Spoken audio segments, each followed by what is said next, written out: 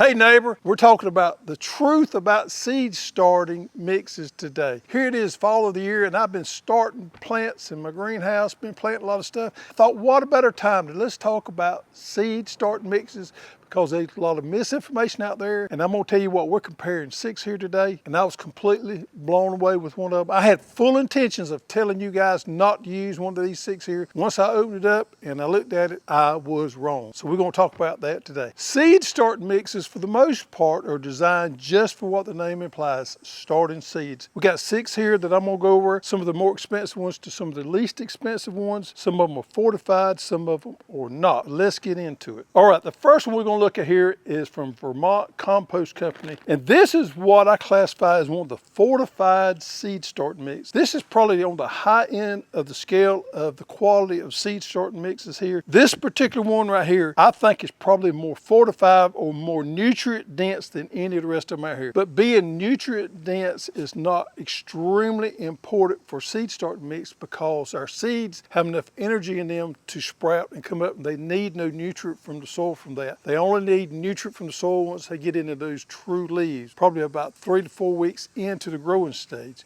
So actually germinating the seed, nutrient level is not important. But we have one here that is loaded with compost, and it's also a manure type compost, which has a decent amount of nutrients in it. Now this one right here is what they consider one for the organic grower. If you're growing organically, this would probably be my choice right here, is the Vermont Compost Company, or one similar to that is compost-based seed starting mix. You can see it has some perlite in here. It has, it's not real consistent as far as the texture in there, but being a compost-based mix, that's what we're going to see a lot of times. You know, the downside of this one is it may not drain as well as some of the rest of them, but the upside is it's got those nutrients in there to help that plant once it gets up and get in that true leaf stage. Next one here is ProMix. Now this is your standard ProMix mix that I have been using for probably, oh man, 35, 40 years. I've used more of this than have anything else. The texture on this is a little bit larger than most of the other mixes. Once it gets wet, it kind of disintegrates down. Now, ProMix comes in several different size bags. You can find them everywhere just about it. This particular one right here is what the commercial nurseries or the commercial greenhouses use. Normally it's in this white bag here. In the last few years, they've started adding a biofumigant and mycorrhiza inside of this particular bale right here. This has got a particular type of strain of biofumigant in it. It's supposed to help with fungus gnat and mycorrhiza, which is a beneficial bacteria. Now folks, I'm gonna tell you, every time I buy this right here, because I use a lot of it, and I buy this particular one. But I have tried this against ones that do not have their mycorrhiza in them. I can't tell any difference. I always buy it because it makes me feel better. But if you put this one up against one without mycorrhiza in it, I really can't tell much.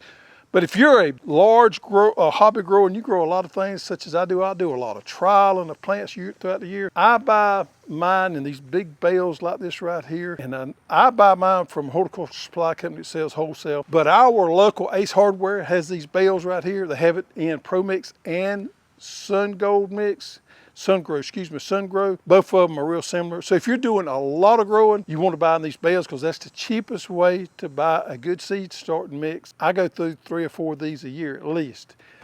These right here do not ship well, so you won't find. They had them on Amazon at one time, but these things are nearly impossible to ship.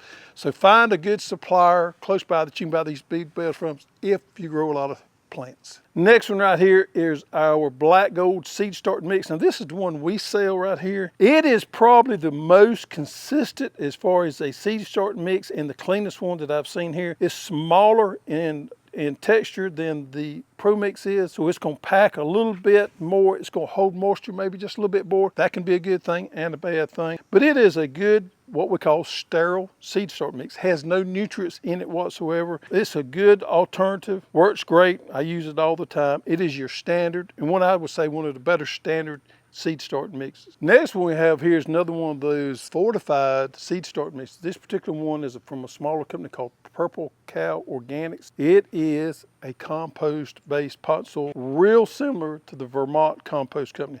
I can't tell a lot of difference in it. I know the Vermont compost comes from manure compost. I'm not sure what is the source of the compost from Purple Cow, but the texture of the seed starting mix is real similar. So if you're growing organically, there again, I think this would be a good choice right here. It does have some perlite in it, maybe not as much, and that perlite's a little white stuff you see there. Maybe not as much as some of the commercial mixes do, but appears to be a good mix. Now I went to Walmart to pick up a couple of these mixes here because I wanted to show a comparison or contrast of what you should and shouldn't do. Now I picked up a potting soil mix to show you how this is not going to be good for seed starting. But to be fair about it, it doesn't say seed starting on there. The bag says potting soil mix, and potting soil means you want to pot a plant up. So if you're moving a transplant up into a pot, this would probably work okay. This is not going to work well for a seed starting mix. This is a new brand to me. Whitney Farms, I've not seen a lot about. It says organic potting soil. It has KEP and alfalfa male in there as a nutrient load. I'm not sure what good that is. But there's a lot of pine bark in this particular mix, as they are in with most potting soils. Pine bark's a very economical way of making potting mix, and it works good. It has good drainage.